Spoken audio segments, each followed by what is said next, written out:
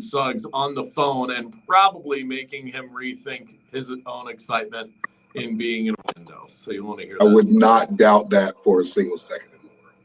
He was telling me, I'll give you a little glimpse into what he said. He said that he asked Jalen Suggs what I thought was a really interesting question off the air when he was probably the first person in Orlando in the media to actually have a conversation with Jalen Suggs, our Mike Tozzi, who's been working with us for like 2 weeks. Oh, you know, he geeked out like crazy for that one. Yeah.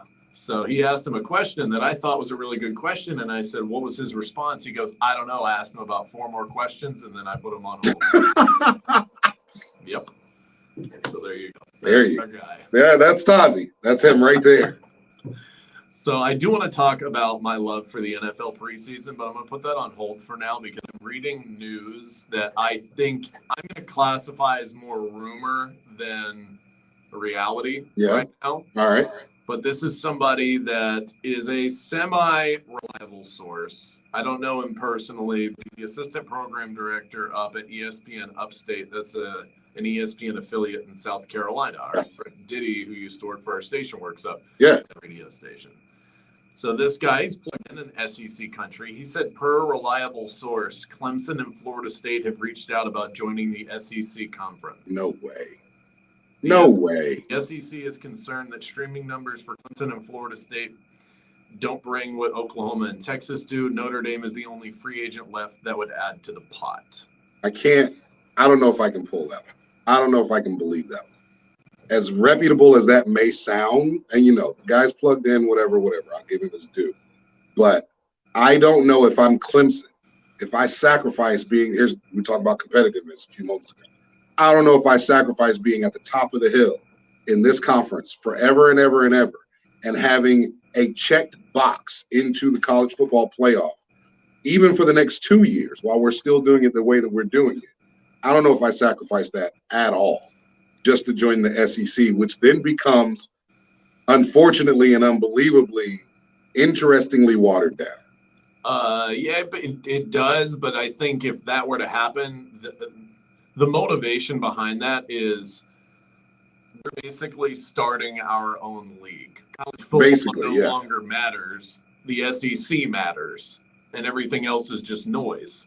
If you add more programs like Florida State and Clemson, the scales have already been tipped. Yeah. You had Clemson is the next. The only thing left to do would be Notre Dame and Ohio State. That's it. And everybody, and it's done. Yeah, you're right. Florida State is like. I would throw Michigan in there just for namesake, but you're right. Notre Dame and Ohio State, you're in. But at that point, you add all those schools. Michigan just becomes another school in a large group of schools that are competing for nothing that we care about. Yeah, they become Mississippi State. So this maybe if this is true, and I have a hard time believing that it is, even though I at least somewhat respect the person that put this news out there, I'll bite on it as a rumor, not as official news. Yeah. But it does go to something, a news story that you shared with me, Stefan. The movement of college football or within college football is so intense and so drastic now that honestly it's kind of hard to make sense of all of it, especially when you're talking about a sport that is so rich in tradition and rivalry, and we're having to reshape all of these things. And that's exactly what bothers a prominent ESPN employee about all of this, Kirk Herbstreit. He said, I hate losing the tradition of the sport. I've always been, I guess, naive to it.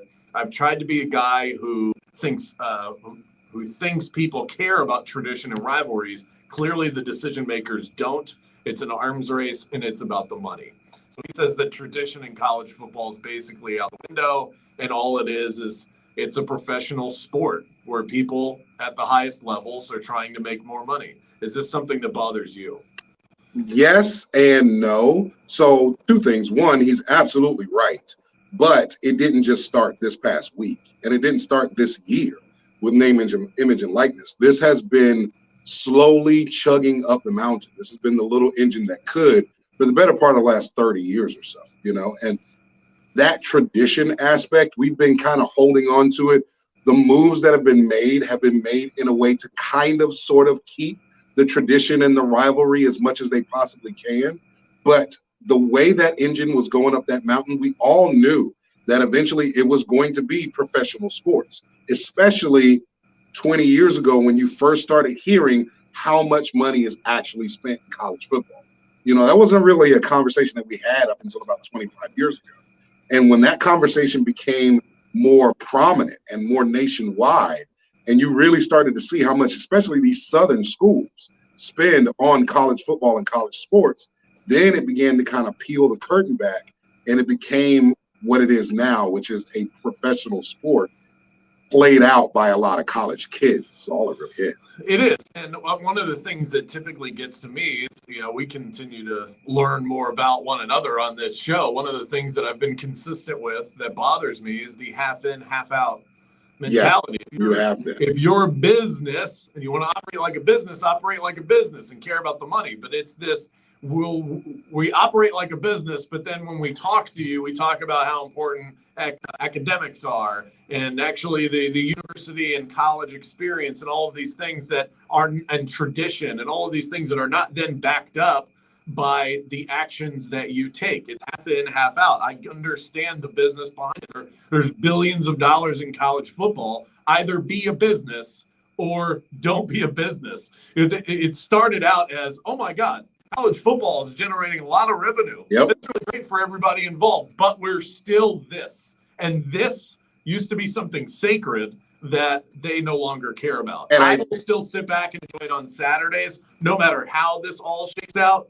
But it's the in-between that gets to me. But I think the problem that you're dealing with is I think in college football, you've got three people, right? You've got the one guy or girl who is committed to the sacredness of what college football is, right?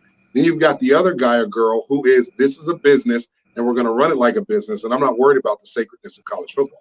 Then you've got that person on the middle that's like, I love the rivalry, the sacredness, the tradition of college football, but that's a lot of money, and I really can't say no to all of that money that's being thrown around just because I want to hold on to this sacred tradition. Yeah. How can we make these two things bleed together in marriage? And I think that's what you're seeing in this half in, half out, because they're not really committing to either one.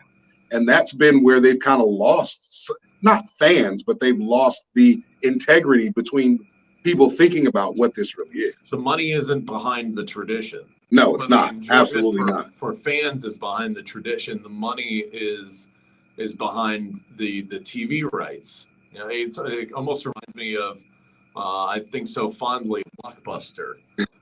It's a Blockbuster in this analogy is college football tradition. Yeah. And the reality is Netflix keeps you from enjoying that tradition because it does. More convenient. As long as ESPN controls college football, your traditions and your love for them don't matter. You're right. But think about, in using that analogy, think about what we got with Netflix, right? We got this technological advancement. We got some great new stories that were being told that could have never been told before. And we got a lot of crap that nobody wants to watch as well, you know? And that's, I think that's what people are trying to avoid, the people that are the sacred and tradition people. But I think we're going to end up there anyway. We're going to have a lot of crap that nobody wants to watch. And it's going to be forced on us. Text in. Let us know what you think. 50857 on the Academy Sports and Outdoors text line. Up next, the latest on NBA free agency, which starts today, right after this.